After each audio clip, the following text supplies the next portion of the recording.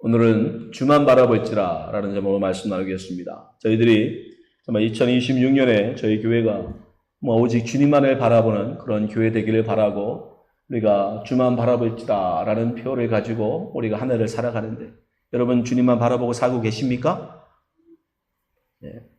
사실 쉽지 않죠. 우리가 주님만을 바라보고 살아야 된다라는 것을 너무나도 잘 알지만 과연 주님만을 바라보고 산다는 것이 어떤 것일까? 오늘 본문이 바로 주님만을 바라보고 사는 것이 무엇인지를 가장 잘 보여주는 바로 그런 일화입니다. 그래서 제가 오늘 이 본문을 통해서 과연 주님만을 바라보고 산다는 것이 무엇인지를 우리가 함께 나누기를 원합니다. 오늘 예수님의 제자들, 12명의 제자들이요 똑같은 상황에 있었습니다. 그들이 예수님께서 보내심을 받고 그들이 배를 타고 갈릴리를 바다를 건너가고 있을 때 갑자기 풍랑이 닥쳐옵니다. 그 풍랑이 얼마나 거센지 그들이 밤이 깊도록 노를 저어서 빠져나가 보려고 했지만 빠져나가지 못합니다.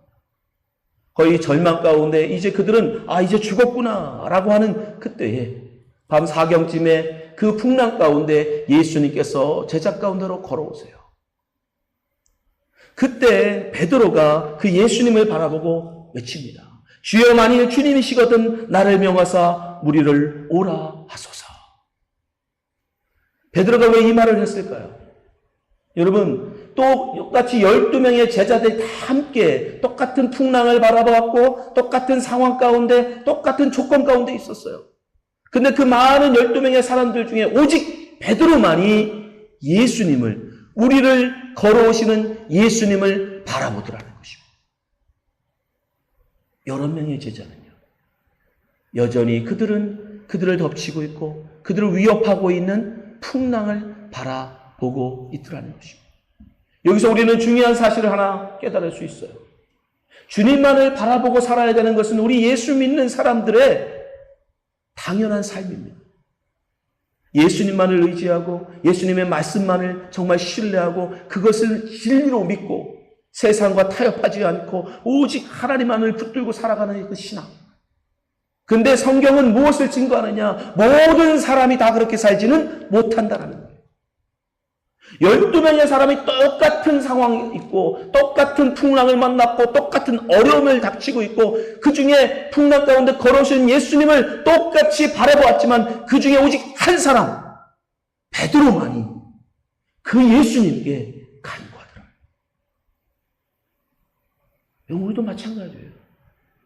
우리가 지금 한 시대에 같은 태어나서 한 교회의 공동체로 함께 신앙생활하지만 죄송하지만 성경은 모든 사람이 다 하나님을 바라고 살지는 않는다라는 것입니다.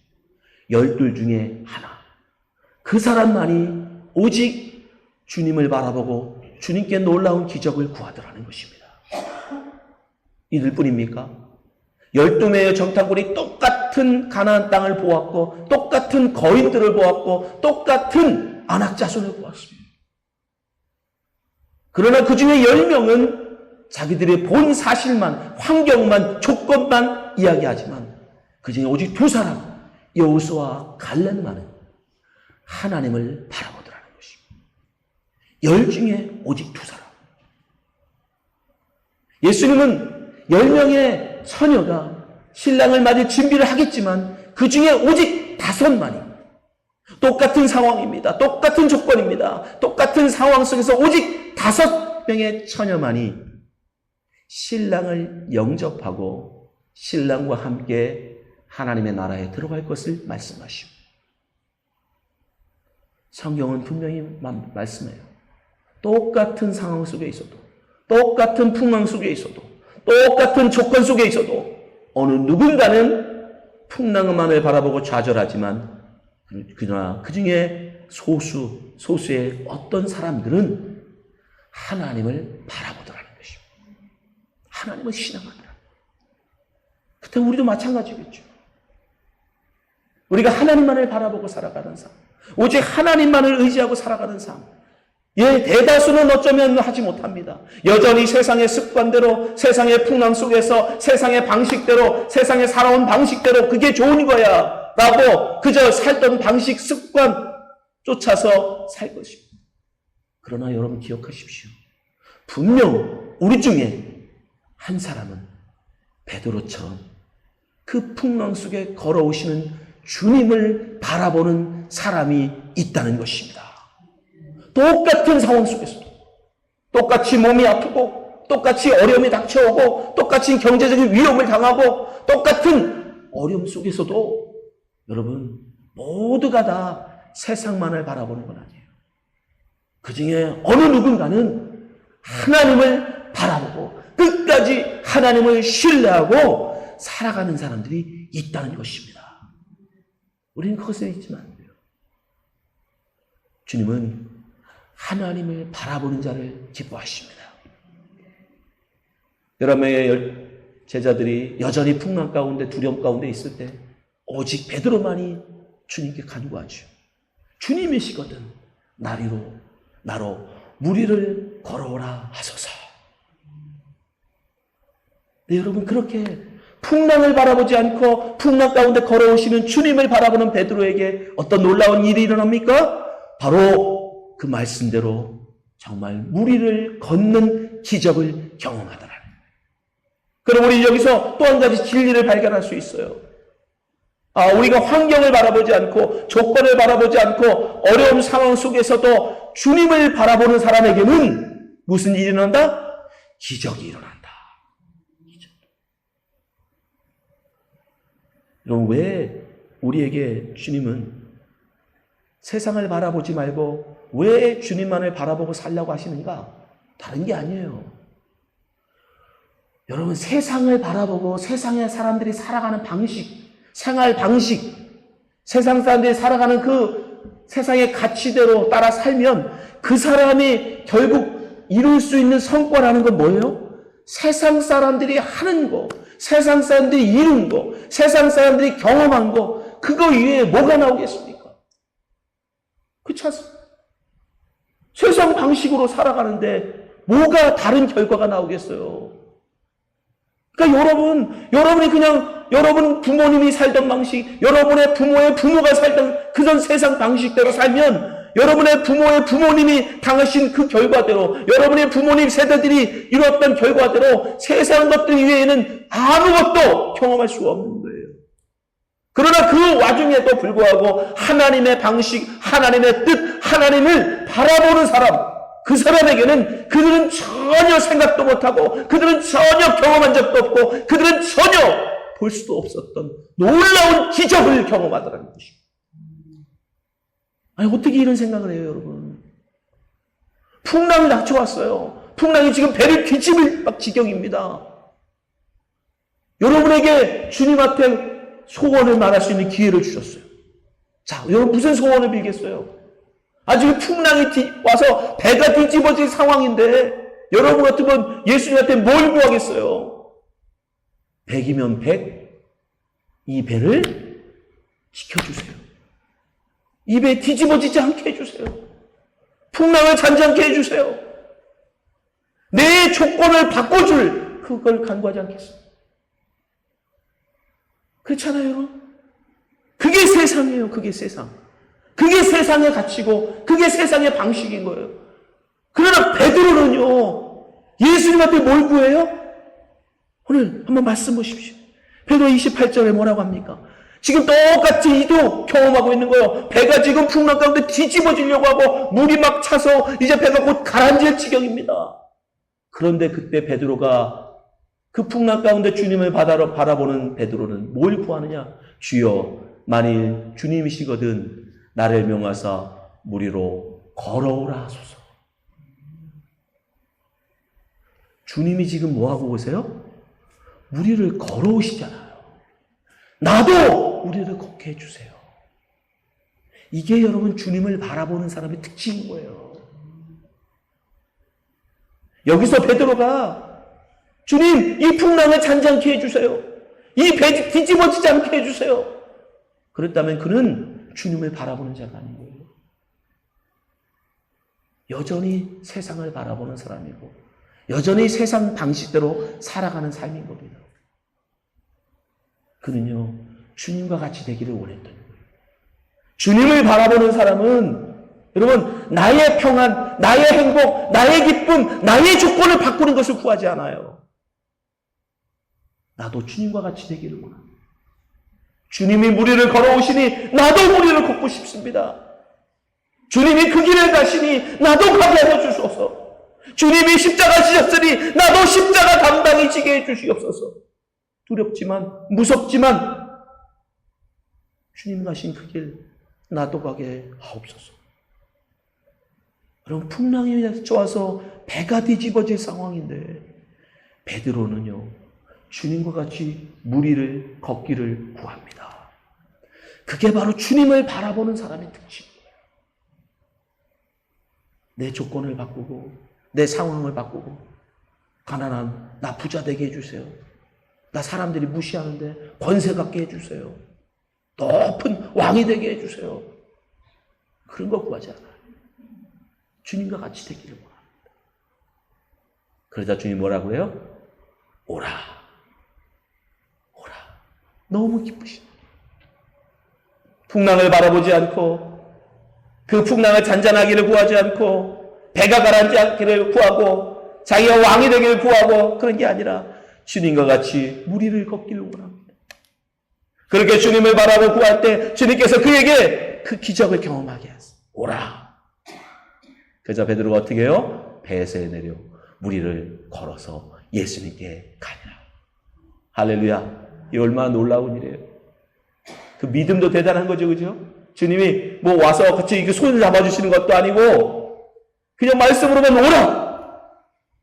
근데 지금 여러분, 지금 이걸 기억하셔야 돼요. 지금도 풍랑이 그친 겁니까? 안 그친 겁니까?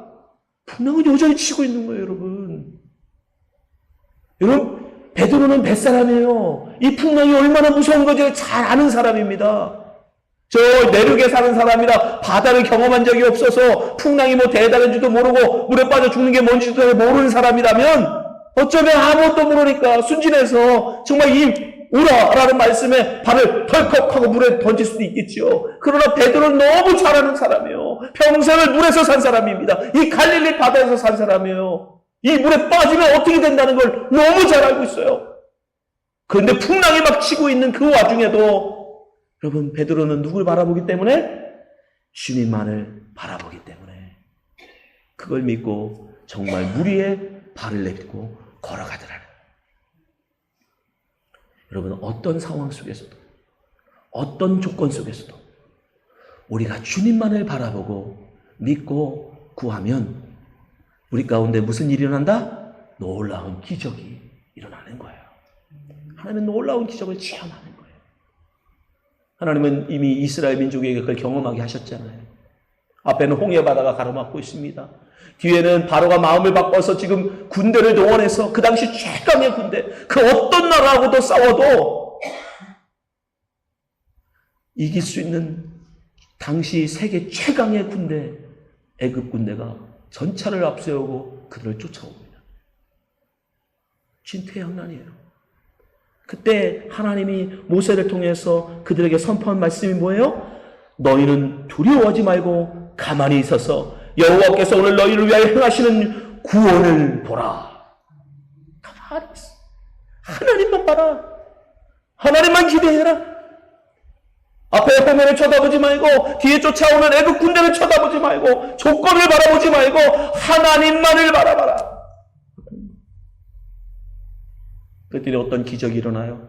그들은 전혀 상상도 못했어요. 전혀 그런 걸 들어본 적도 없고 그런 걸 기대하지도 못했어요. 그런데 하나님께서 바다에 길을 내십니다. 바다에. 여러분, 강에 길을 낸 게 아니에요. 바다에 길을 내셨어요. 심지어 그 바다, 그 강바닥을, 바닥바닥을 마른 땅같이 그들이 건넜다라고 얘기합니다. 하나님을 신뢰하는 사람.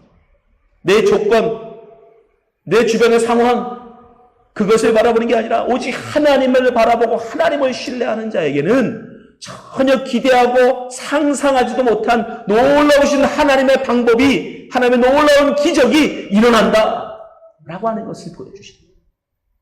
여러분, 마찬가지예요.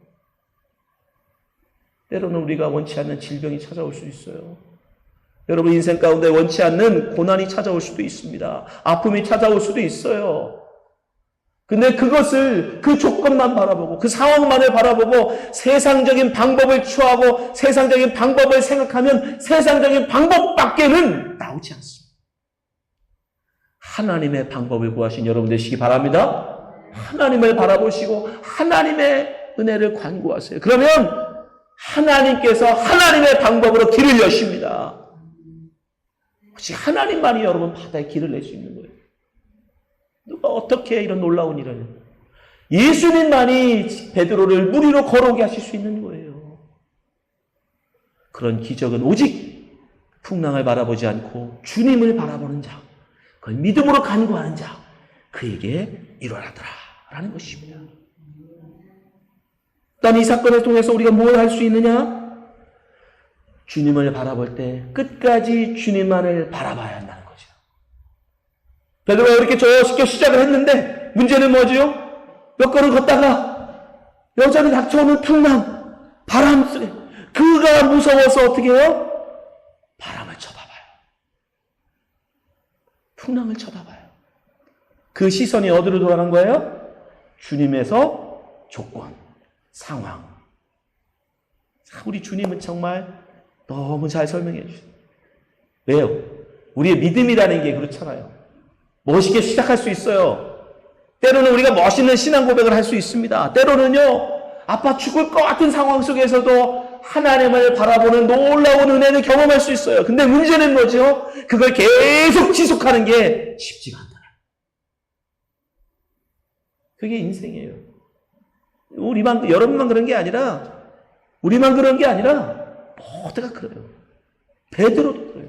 얼마나 멋있는 사람이에요. 다른 11명의 제자는 풍랑 속에 정말 그 풍랑에서 어떻게 빠져나갈까 하고 있을 때 풍랑 위를 걸어오시는 예수님을 바라보고 나로 물 위를 걷게 하소서. 얼마나 멋진 신앙입니까? 얼마나 멋진 믿음입니까? 그러나 그도 주님 바라보지 않고 시선을 딱 조건으로 돌리는 순간, 시선을 풍랑으로 돌리는 순간 그도 뭐 하더라? 물속에 빠지더라. 그래서 주님은 우리에게 뭘 보여주시려고 하는 거예요? 뭘 가르쳐 주시려고 하는 거예요? 우리에게 이 믿음이라는 것은 주님만을 바라볼 때 굳건해지는구나. 자꾸 환경을 바라보고요, 조건을 바라보고 이런 것 따지면 쓸수록 우리의 믿음은 뭐해진다? 약해진다. 믿음은 사라져버리고 두려움만 자꾸 찾아옵니다. 나 이러다 죽는 거 아니야?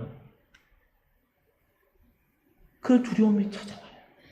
그러다 보면 우리의 시선은 자꾸 환경으로 가고 조건으로 가고 또 조건과 환경만 쳐다보고 있다 보면 점점점 어떻게 돼요? 세상적인 방법, 세상적인 수단을 찾게 되죠. 이럴 때 이렇게 하더라. 이렇게 해서 살아났다더라. 그 악순환이 되는 거예요, 악순환.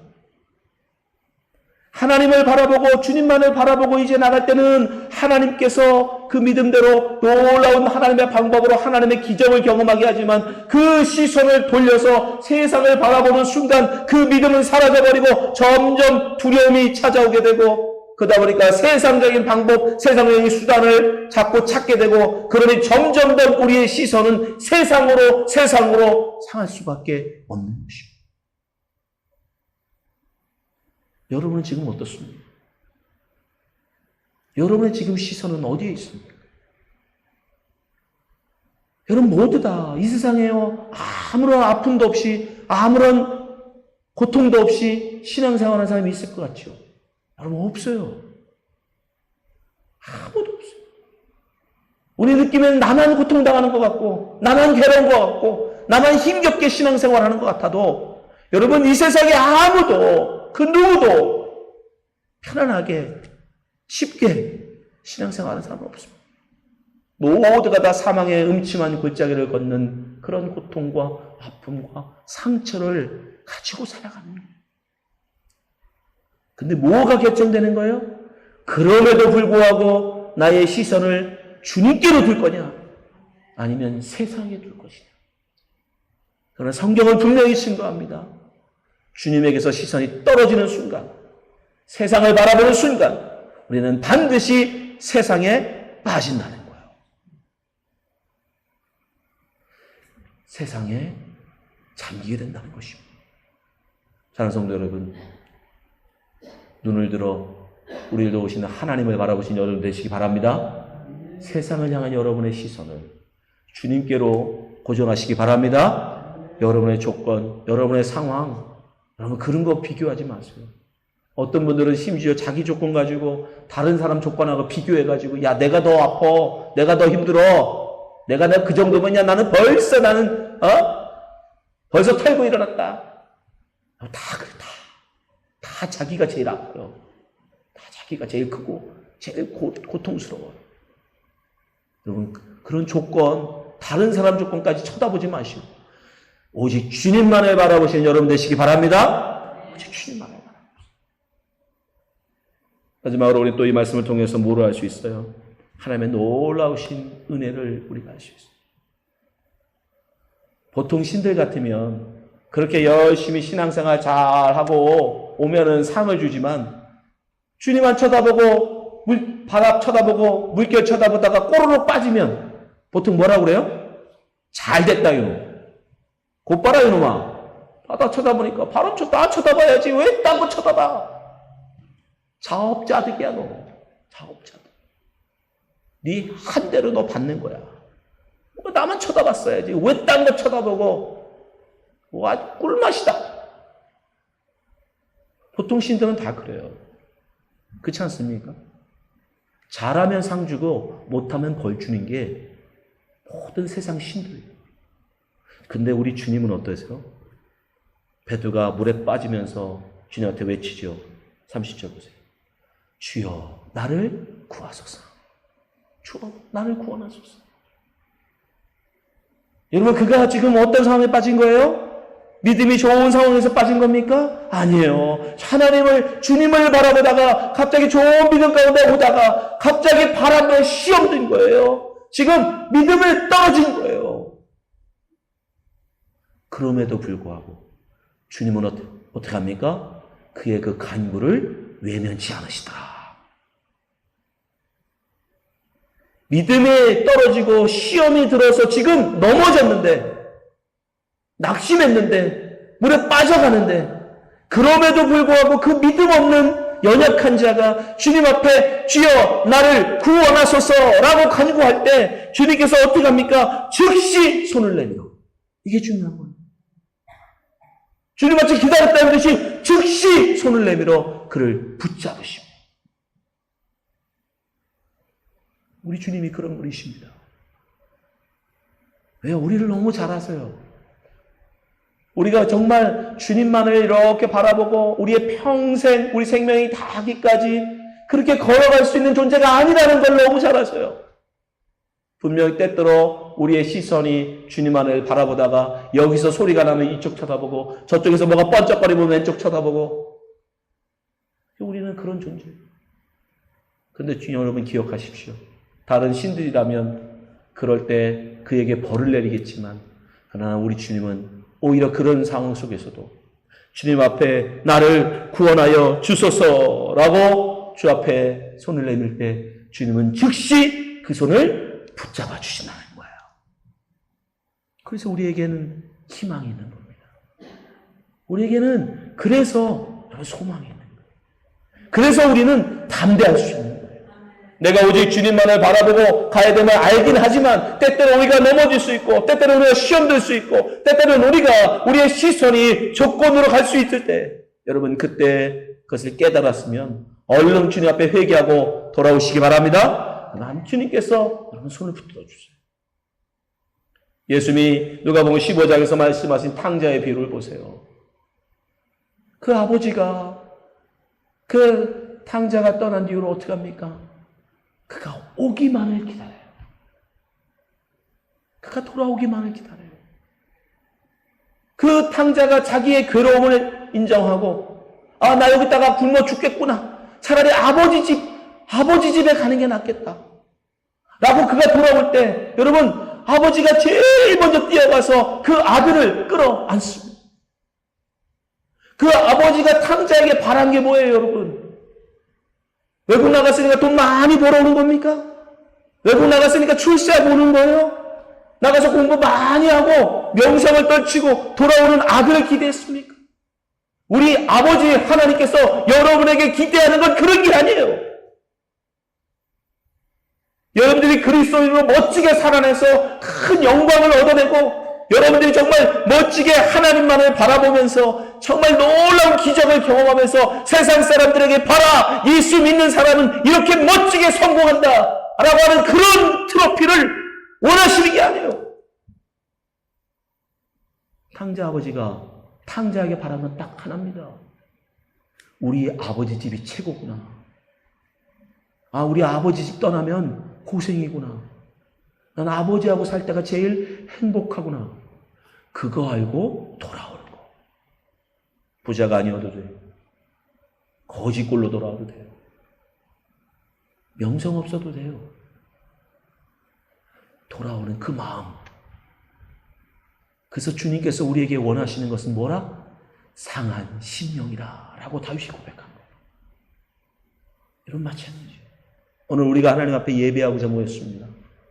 그럼 뭘 가지고 하나님 앞에 예배하려고 오셨습니까? 여러분의 그 상한 마음을 하나님은 원하십니다. 아버지가 도와주지 않으면 아버지 나 하나님만 바라보고 살 수가 없는 존재네요. 또 한 주를 살면서 그걸 느꼈네요. 자식도 못 믿고 배우자도 못 믿고 부모도 못 믿고 세상도 못 믿고 아무것도 믿을 만한 게 없고 오직 아버지의 하나님만이 나의 위로시며 아버지의 하나님만이 나의 평강이시며 아버지만이 믿을 수 있는 유일한 분이십니다 라고 하는 그 탄식, 그 상한 마음. 우리 하나님은요 여러분에게 그걸 기대하시는 거예요. 한 주 동안 정말 예수님을 바라보면서 멋지게 신앙생활을 하고 어떤 유혹에도 흔들리지 않는 막 이런 승리하는 멋있는 신앙. 그러나 여러분 우리는 그럴 수 있는 존재가 아닙니다. 그렇게 하지 못한 것을 인정하고 하나님 앞에 고백할 때 우리 주님은 오히려 기뻐하시고 기꺼이 맨발로 뛰어나와 우리를 끌어안으시고 잘한다. 우리를 반가이 맞아주실 것입니다. 사랑하는 성도 여러분, 우리는 그럼에도 불구하고 우리의 목표는 분명합니다. 우리는 하나님만을 바라보고 살아야 합니다. 주님만 바라보고 살아야 합니다. 그것이 하나님 우리에게 원하시는 인생이에요. 왜? 그 인생을 살 때 우리에게 하나님의 놀라우신 복을 경험하고 하나님의 놀라우신 기적을 경험할 수 있는 은혜가 있기 때문이에요. 세상의 방식, 세상의 방법을 바라보면 우리는 세상적인 결과밖에 안 와요. 오직 하나님만을 바라볼 때 하나님의 놀라우신 은혜와 역사를 경험하는 것입니다. 그래서 주님은 주님만을 바라보고 살기를 원하세요. 그러나 때때로 분명 우리는 넘어질 것입니다. 베드로처럼 우리도 분명히 조건을 쳐다보다가 바람 가운데 무서워 분명히 빠져질 거예요. 그러나 그때 여러분 하나님 앞에 숨지 마십시오. 도망가지 마십시오. 오히려 주님 앞에 여러분 하나님 나를 구원해달라고 여러분 하나님 앞에 손드시기 바랍니다. 그러면 주님은 기꺼이 우리에게 은혜를 베푸십니다. 우리를 외면치 않으십니다. 주님이 오히려 우리에게 찾으시는 것은 바로 그 상한 마음이에요. 회개하는 마음이에요. 오늘 말씀 듣는 모든 성도님들이 이 깊으신 하나님의 뜻을 깨닫고 또 이 한 주를 또 우리가 살아가는 겁니다. 우리 한 주를 또 힘내서 주님을 바라보고 나가는 것이 똑같은 조건과 상황 속에서도 여러분 기억하십시오. 주님을 바라보고 살아가는 사람들이 반드시 있습니다. 여러분이 바로 그런 사람 되시기를 주님으로 축원합니다. 기도하겠습니다.